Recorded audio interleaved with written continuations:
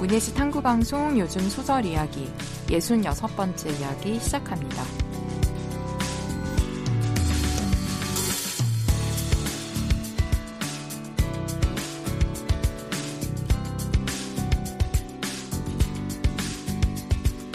안녕하세요. 저는 해방촌에서 문학서점 고요서사 운영하고 있는 차경입니다.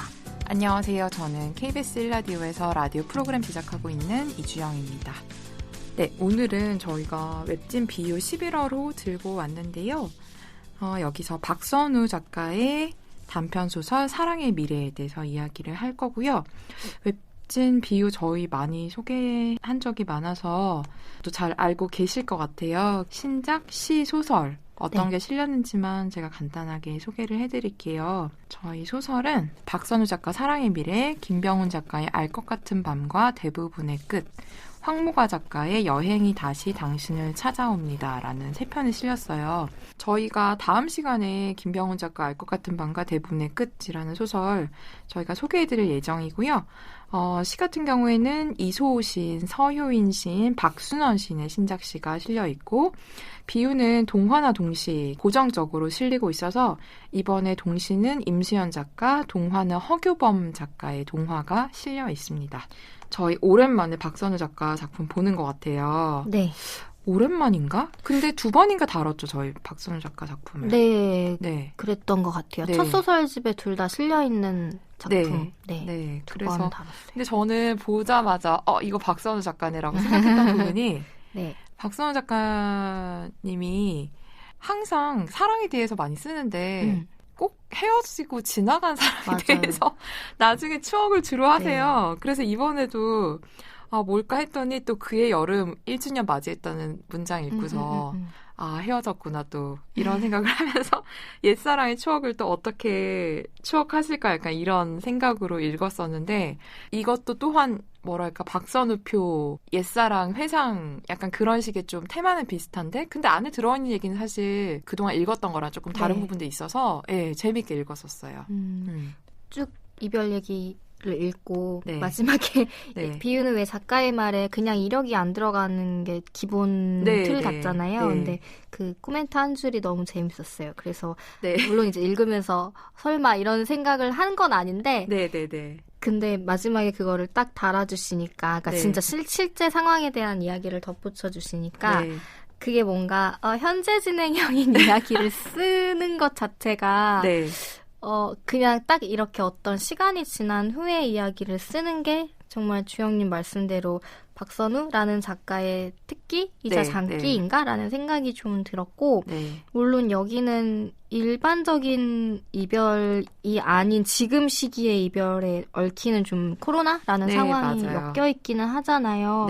근데 저는 읽으면서 설마 이런 상황 때문에 이렇게 될 수 있을까라는 생각을 하긴 했거든요. 근데 아마 거리두기가 저희 그 2.5 단계일 때 저도 스스로 고립을 자처한 일주일이 있고 그러면서 이렇게 정말 사람이랑 단절될 수도 있구나라는 상상을 잠깐 해본 적은 있거든요.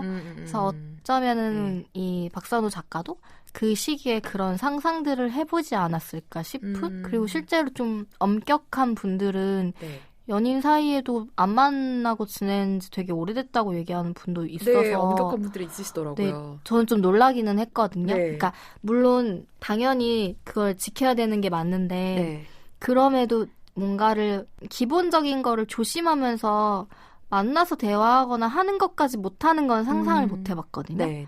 근데 그걸 지키는 커플들을 보면서 약간 그런 것도 가능하겠구나라는 생각이 들었어요. 그래서 사실 이 소설 후반에는 좀 당황하기는 했는데 앞에 이 1주년을 맞이하고 미래를 약속하는 그런 순간의 위기감 같은 거 있죠. 불안감? 그거에는 사실 되게 공감을 했고 그런 게 딱 박선우 작가 특유의 섬세함 같아요. 되게 별거 아닌 것 같은 일상적인 장면이나 행동인데 말이나 행동? 근데 그런 게 뭔가 의미 있어 보이는 것처럼 별로 힘주지 않고 그렇게 장치로 활용할 수 있는 어떤 분위기를 자아내는 그런 거 읽으면서 저도 약간 이렇게 얘기하면 오해하실 수도 있는데 아는 소설이야라는 생각을 좀 했어요. 그러니까 첫 소설집에서 느꼈던 여운이 있잖아요. 그거를 오랜만에 좀 다시 만나보는 그런. 그러니까 저는 소설집 이후에 이거를 처음 읽긴 저도요, 했거든요. 소설집 이후는 처음이에요. 네, 처음 발표하신 건지는 모르겠는데 네, 어쨌든 되게 오랜만에 만나서 반가웠어요. 그 소설집에서 느꼈던 좋았던 여운이 여기서 다시 좀 보니까 반가운 진짜 그런 생각이 좀 들더라고요. 네, 맞아요. 간단히 줄거리 설명해드리고 넘어갈게요. 네. 지금 이 화자가 이야기하는 시점은 현재 있고 한 뭐 1, 2년 전, 몇 년 전에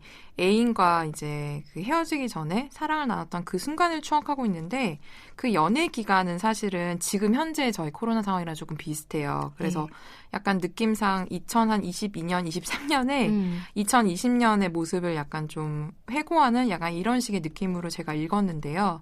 그래서 이제 내가 지금 회고하건대 그 몇 년 전에 나의 애인과 남자친구 둘 다 이제 퀴어 커플인데 클로즈 게이인 남성이고요. 네. 아마 연령대는 30대 초반 정도로 저한테는 약간 느껴졌어요. 20대 후반. 왜냐하면 대학원 졸업하고 사회 초년생이라고 나와서 이들이 이제 되게 1주년 맞아서 순탄하게 연애를 좀 하다가 이제 어떤 상황이 발생하냐면 갑자기 코로나가 너무 심각해져서 코로나 혹은 전염병이 거의 봉쇄에 가까운 조치가 내려져서 아예 뭐 회사도 당연히 재택이고 저희가 2.5단계보다 훨씬 강력한 3단계 이상의 좀 위험 수위의 봉쇄령이 사회 전반적으로 내려져요. 그래서 이제 사실은 그렇게 되면 이제 만나기 어려우니까 처음에는 좀 화상 통화를 하고 카톡이나 문자를 보내면서 관계를 이어가다가 헤어지게 된 결정적 큰 계기가 된 것이 애인이 이제 여기서 너라고 2인칭으로 지칭되는 그 애인이 나에게 우리 그냥 만나면 안 돼? 비밀리에 지금 내 카페나 어떤 식당 같은 데는 연다고 하는데 그냥 만나자 이런 식으로 좀 제안을 해요. 근데 거기서 내가 이렇게 말을 하죠. 우리 그런 데서 만났다가 혹시나 걸리면 어떡해? 그러니까 전염병에 걸리면 나의 밀접 접촉자인 너를 이야기해야 할 테고 그러면 우리가 함께 보내면서 사람들에게 우리가 게이 커플이라는 걸 두 사람은 지금 현재 클로즈 게이인 상황이니까 게이 커플이라는 걸 만천하에 드러나게 되면 어떻게 해? 라는 그 두려움을 이야기를 하죠. 그러면서 그 대화를 끝으로 둘 사이가 되게 소원해지면서 결국에는 헤어지게 되는 이제 그런 상황이에요. 그래서 약간 저는 이거 읽으면서 저희 코로나 초반에 감염된 사람들의 동선이 확진자들의 동선이 인터넷에 되게 낱낱이 알려진 적이 있잖아요. 특히 나의 사생활이 되게 고스란히 노출된다는데 사람들이 되게 공포심을 느꼈던 저도 기억이 있고 아 그러면 여기는 가지 말까? 괜히 갔다가 나중에 걸려서 여기 동선 밝혀지면 안 될 것 같은데 혹시 약간 이런 식의 약간 계속 두려움이나 공포 같은 걸 사람들이 갖고 있었는데 이게 만약에 특히나 우리 사회 소수자라면 인정받지 못하고 차별받고 아무래도 다른 사람의 시선에 더 신경 쓸 수밖에 없는 그런 소수자라면 뭐 게이 커플이라도 클로즈 게이라면 얼마나 그 공포감이 심할까라는 생각이 들더라고요. 그래서 어쨌든 그 공포감 때문에 헤어지는 이야기인데 근데 저는 이게 단순히 뭐 우리 사회에서 그런 클로즈 게이나 어쨌든 성소수자를 바라보는 어떤 차별적인 시선이나 그런 식에 대한 공포감에 대한 이야기만은 아니라고 생각했어요.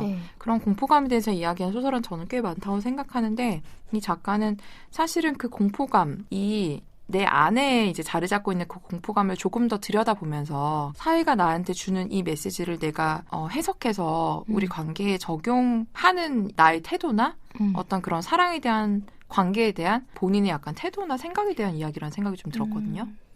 네, 저희가 다음 시간에 소개해드리겠지만 김병훈 작가의 소설이랑 연결되는 점들도 조금 있었던 것 같은데 거기에도 이제 나오는 퀴어 커플이 한쪽이 교사여서 맞죠? 좀 헷갈리는 거 아니죠? 맞아요. 그래서 그 결혼, 그러니까 동거인에 대한 법이 제정이 됐을 때 선뜻 그거를 신청하지 못하는 이게 소수자들에 대한 타깃이 될까봐 그런 이제 갈등이 나오는 게 기억이 나는데 그게 약간 스스로도 물론 클로즈 게이인 상황 때문에 위축이 되어 있는 건 있겠지만 그런 위협적인 상황에 놓이고 싶지 않은 그런 선택인 거잖아요. 근데 여기서도 호텔 로비에서 체크인할 때 주변 가족의 시선을 좀 의식하는데 자기도 모르게 딴 곳을 보고 있거나 멀찍이 떨어져 있거나 대화에 제한되어 있는 상황들 그런 것들이 왜 내가 이렇게까지 조심해야 하고 이게 상대방에게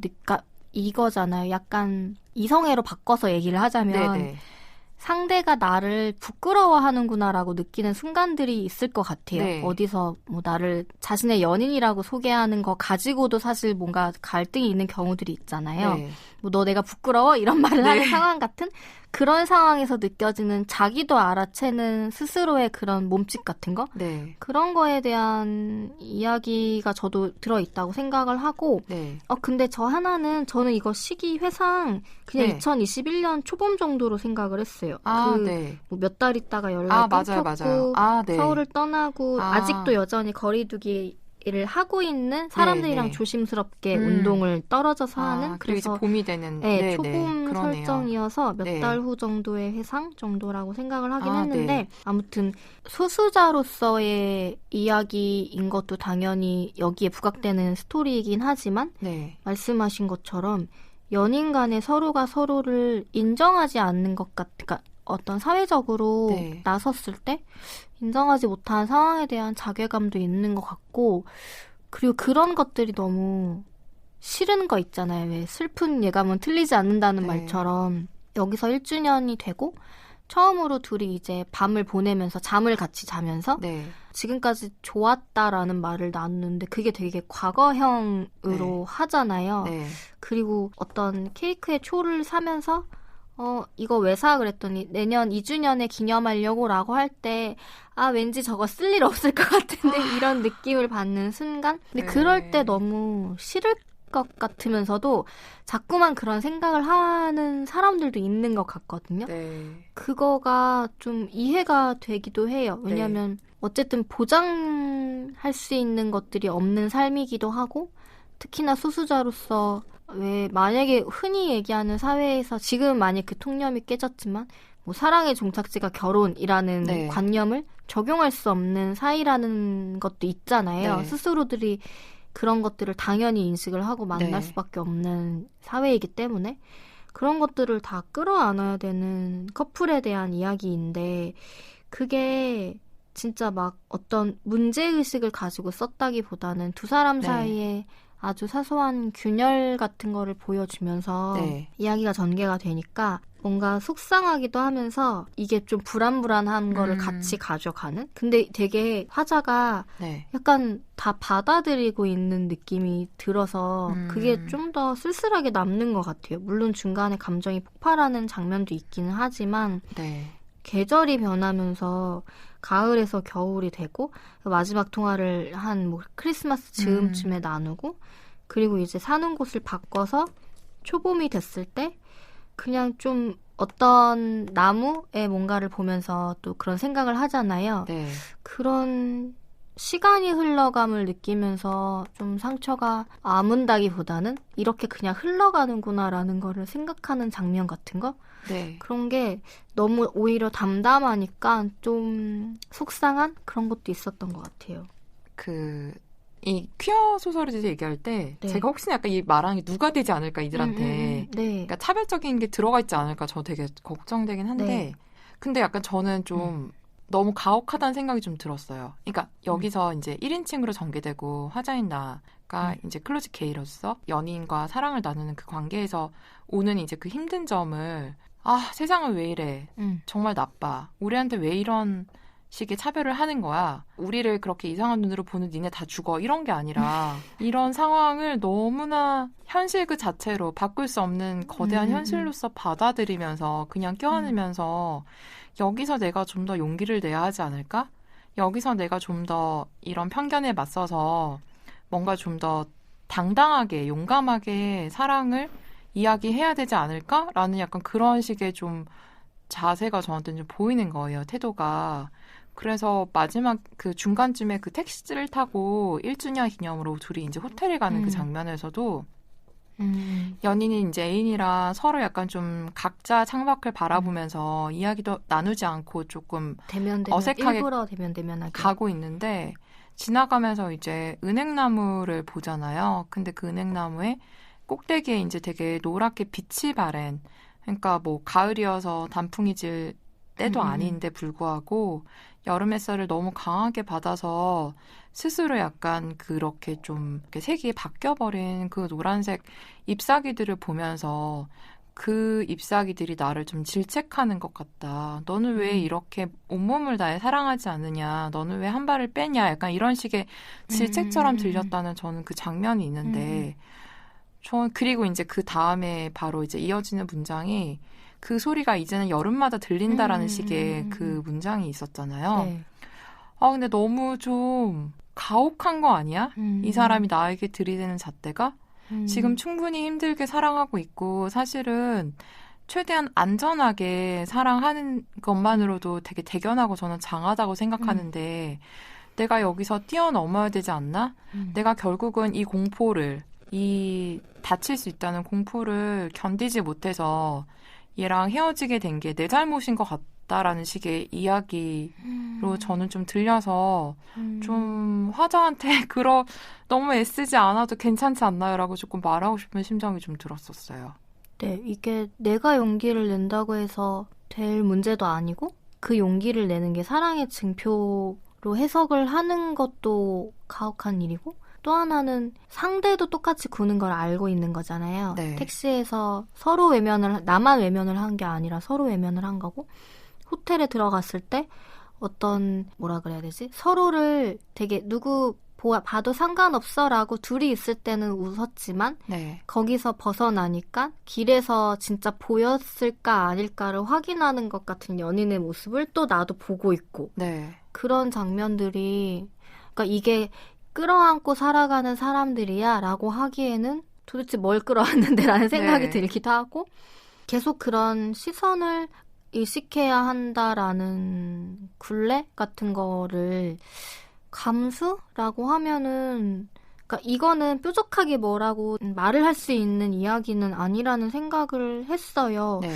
오히려 그게 감수라기보다는 저는 그런 것도 좋았는데 이 둘이 호텔을 1주년에 가게 되는 이유가 네. 선물을 서로 고르다가 우리 그냥 너무 피곤한데 하루 좀 쉬자라는 느낌으로 휴가를 잡은 거잖아요. 네.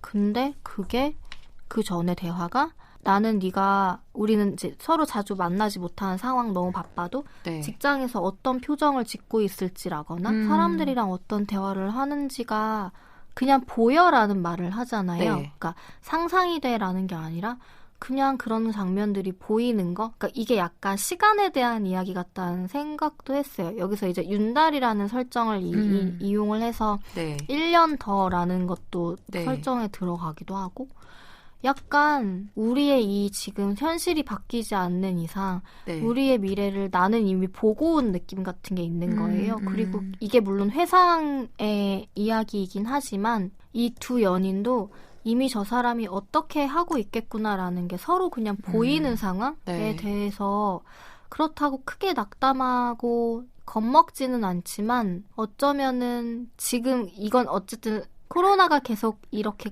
거리두기가 심각한 단계일 때의 설정이잖아요.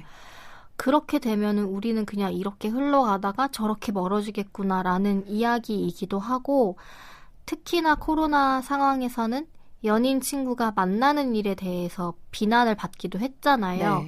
그런 상황에 게다가 더 이게 드러날 수 있는 불안을 안고 그러니까 두 사람의 관계가 그런 걸 감수하고도 만나는 것 자체에 대해서 그러니까 더 고난 중인데 더한 고난이 더해진 상황에 대한 답답함, 막연함 같은 것들이 좀 있는데 그게 되게 그냥 우리 말하지 않아도 알아 이거 어떻게 될지 이런 이야기 같아서 더 좀 어찌할 바를 모르는 마음으로 읽는 그런 게 있었던 것 같아요. 근데 정말 그 앞에 시작부터 박선우 작가는 계속 이런 걸 쓰겠구나라는 그러니까 예상이 아니라 선입견도 아니고 그냥 조음 같은 건데 그 1주년의 주에 대한 한자를 풀이를 하잖아요.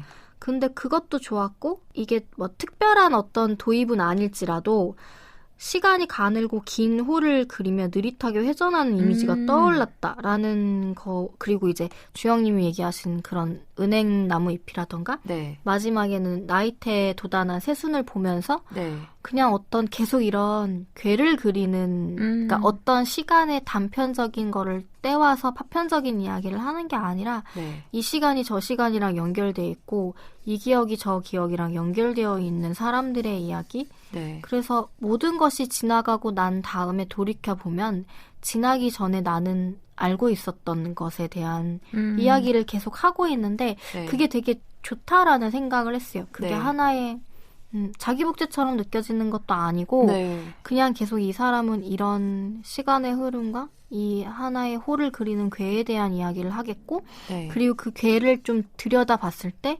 여기서 나오는 이 두 커플의 이야기가 하나 끄집어져 나온 그런 느낌으로 이제 저는 오히려 약간 거리두기를 하면서 읽었던 것 같기는 해요. 네. 저도 마찬가지로 이 소수자라고 말하는 상황에 대해서 완벽하게 이게 꼭 소수자라서가 아니라 우리는 다 개별적으로 다른 인물이기 네. 때문에 완벽한 이입은 어렵다고 보거든요.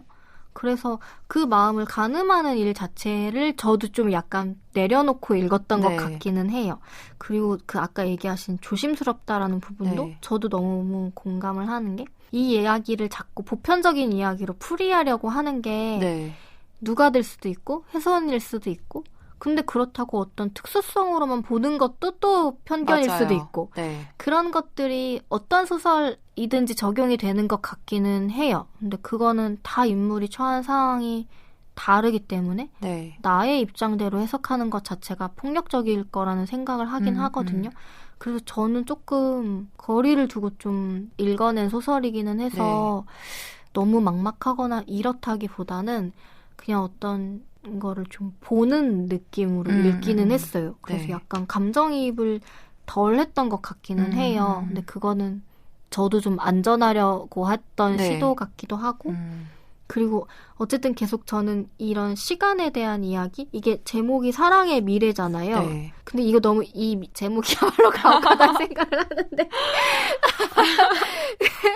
그냥 이 제목을 읽고 1주년이었다라는 회상을 읽고 이것도 헤어진 얘기구나라는 생각이 들면서 또 헤어졌네 또 헤어졌어. 너무 빠져들지 않고 읽는 선택을 좀 했던 것 같아요. 그래서 다른 분들은 좀 더 다른 감정으로 읽어냈을 것 같긴 한데 저는 약간 그러니까 한 사람의 독자로서 진짜 개인적인 감상 뭐 다 개인적인 감상이지만 네.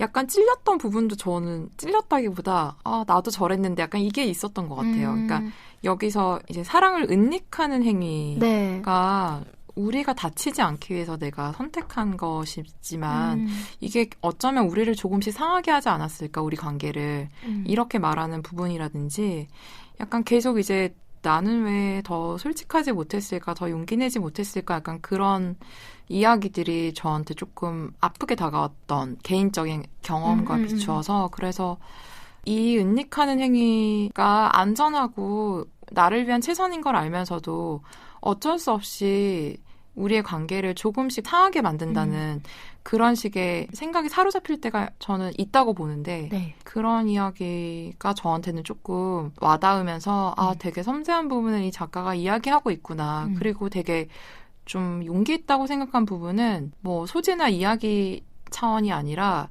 되게 어려운 마음에 대해서 이야기하고 있구나라는 것 때문이었어요. 그러니까 사실 뭐 소설을 쓸 때 쓰면서 이 이야기를 하고 싶은데 너무 어려울 것 같아서 하지 않는 경우가 저는 있다고 생각하거든요. 그러니까 저만 해도 습작을 하면서 이거 쓰고 싶은데 근데 이거 나 못할 것 같아 하면서 저는 포기한 경험이 있어서 그런지 이거 되게 쓰기 어려운 마음일 것 같은데 되게 용기 있게 썼구나. 그리고 최선을 다해서 썼기 때문에 이렇게 와닿는 지점들을 만들어내는구나 독자들에게 그런 생각이 좀 들어서 이 작가에 대한 좀 신뢰가 원래 맞아요. 있었지만 더 높아진 느낌도 들었었어요. 맞아요. 저는 이거 읽으면서 그 주영님 말씀 들으면서 또 생각이 나는 게 저희 그 임소라 작가 소설 다룬 것 중에 희고 둥근 부분 그게 이런 이야기를 가리키는 표현일 수도 있다라는 생각을 했거든요. 그러니까 이야기가 비슷하다는 게 아니라 그 소설이 정확히 명명할 수 없는 어떤 영역에 대한 이야기들을 계속 하잖아요. 눈에 대한 그 망막에 대한 이야기이기도 하지만 뭔가 둥글고 흰데 선명하게 잡히지 않는 것에 대한 말하고 싶은 것들에 대한 이야기로 기억을 하는데, 그런 이미지로. 근데 이 소설도 그런 부분이 있다고 저도 생각을 했어요. 왜냐하면 이게 비겁함 이렇게 얘기할 수도 없고 사회적인 편견 이렇게 얘기할 수도 없고 맞아요. 근데 어떤 조짐 같은 것들이고, 그리고 저도 너무 공감이 됐던 게 스스로도 연인과 있을 때 내가 어떤 부분이 자연스럽지 못함을 알고 있는 것 같아요. 그게 나를 보호하기 위해 혹은 상대를 보호하기 위해라는 이유가 덧붙기는 하지만 스스로도 근데 그럼에도 이거 지금 자연스럽지 않아. 근데 내가 자꾸 자연스럽지 않게 굴고 있네 라는 생각을 할 때가 있는 것 같아요. 그리고 실제로 이별 혹은 갈등의 시간이 왔을 때 그때 그랬던 것들이 좀 많이 뼈아프게 생각이 나잖아요. 그때는 그냥 사소한 어색한 그런 거라고 생각을 했는데 지나고 나면 그런 것들이 쌓였고 그런 것들이 쌓이면서 서로에게 상처를 주고 그게 남아서 그게 결국엔 서로를 갉아먹고, 근데 그거를 뾰족하게 누구의 잘잘못을 가릴 수도 없고 일일이 사과받을 수도 없는 선택들이라고 생각을 하거든요. 근데 그게 어떤 큰 전제가 너와 나는 사람들이 눈치채면 안 되는 사이야 라는 게 이 소설에서의 전제이기 때문에 그런 전제를 서로가 깰 수 없음으로써 드러나는 행동들, 말들 이런 것들이 서서히 좀 뭉치가 되면서 시간이 흘러가고 그게 결국에는 자연스럽다라는 표현이지만 전혀 자연스럽지 않게 연락이 끊어지면서, 그러니까 코로나라는 거리두기라는 것이 오히려 되게 좋은 구실이라는 생각이 드는 거예요. 근데 그거는 우리가 서로를 더 이상 궁금해하지 않는 상황에 대한 다른 이유가 필요했을 수도 있고 이미 그날 밤에 너무 상처를 받고 서로가 서로에게 회복되지 못하는 상황에 놓여있기 때문에, 근데 이런 것들을 이 소설이 되게 자연스럽게 얘기를 하고 있어서, 그러니까 자연스럽지 않은 거를 굉장히 자연스럽게 얘기를 하고 있어서 읽으면 소개를 하면서 어떠한 이야기입니다라고 표현이 좀 어려운데 그냥 읽으면 이 사람이 어떤 마음에 대해 썼구나라는 게 되게 잘 느껴졌어요. 그래서 저도 그 전에 박서우 작가 그 소설집에 실린 것들을 읽었을 때는 그건 역시 어떤 이별 후에 돌아보는 돌이키고 싶지만 돌아가도 아마 비슷한 선택을 하지 않았을까라는 것들에 대한 이야기들인데 그것보다 더 나아가서 감지하지 못했던 돌이키고 싶은 순간들에 대한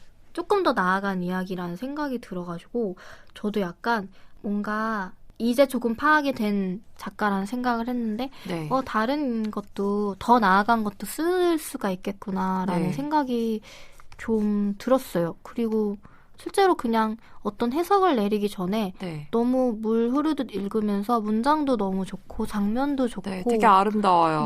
그냥 그 전에 읽었던 작품들 중에서도 저는 좋았던, 그러니까 가장이라고 꼽기는 어렵겠지만 무엇이든지 간에 좀 인식이 저도 좀 달라지는 그런 소설이기는 해서 좀 신선한 그런 느낌이 좀 있었어요.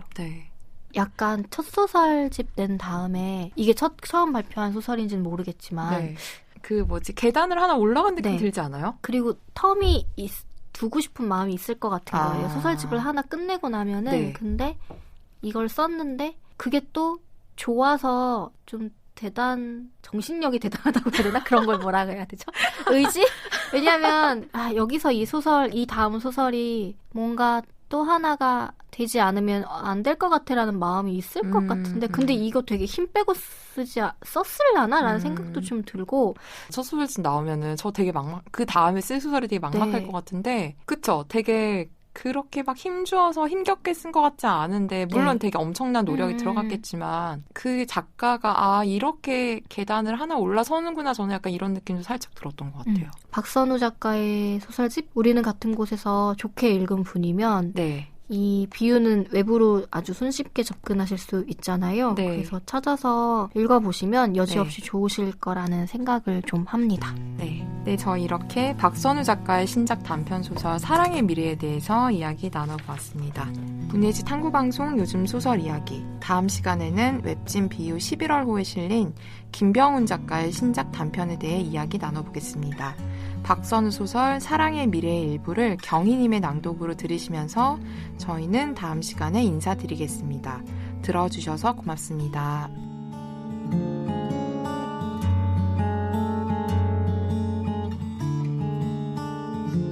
그런데 네가 방문을 나선 순간부터, 그리하여 찾아든 저교를 인식한 순간부터 나는 불안한 감정에 휩싸였다. 조금 전까지만 해도 안락하고 포근하던 방 안이 갑작스레 낯설고 어색한 공간처럼 느껴졌다. 책을 읽으려 해도 도통 집중이 되지 않았고 텔레비전을 보려 해도 가만히 앉아있기가 어려웠다. 나는 공연히 실내를 배회하다가 야경이 내려다 보이는 창 앞으로 다가갔다. 무심코 건물 아래쪽을 내려다 보았는데 놀랍게도 네가 보도 위에 서 있는 모습이 보였다. 그곳에서 너는 호텔의 창문들을 손가락으로 하나씩 헤아리며 우리가 머물고 있는 방이 어디인지 찾고 있었다. 내가 너를 찾았을 때 너도 나를 찾은 듯했다. 내가 반갑고 놀라워 머리 위로 손을 흔들자 너는 마주 손을 흔들어 주었다. 그러곤 느닷없이 엉덩이를 좌우로 실룩거리는 춤을 췄다. 나는 웃음을 터뜨리면서 머리 위로 X자를 만들어 보였다. 뭐 하는 거야? 들릴 리가 없는데도 너를 향해 말했다. 돌아와 빨리. 그런데 너는 춤을 추다가 어느 순간 목과 허리를 꼿꼿이 세우는 자세로 섰다. 마치 무대 위에서 퇴장하려는 배우처럼 오른손을 바깥으로 천천히 휘두른 다음 제 왼쪽 가슴에 얹으며 상체를 숙였다. 그러곤 뒤돌아서 걷기 시작했다. 한 번을 돌아보지 않았다. 나는 조금씩 작아지는 너의 뒷모습을 눈으로 줬다가 내가 우거진 나무의 잎사귀들 사이로 사라지는 것까지 보았다. 일순 나는 울음을 터뜨렸다. 두 손으로 얼굴을 감싼 채 어깨까지 들썩여가며 흐느꼈다. 이제와 다시 생각해봐도 영문을 알 수 없는 일이었다. 나는 그때 네가 이곳을 떠나 영원히 돌아오지 않을 것만 같다고 느꼈다. 너와 헤어지게 되는 순간을 앞서 경험하고 있다고 느꼈다.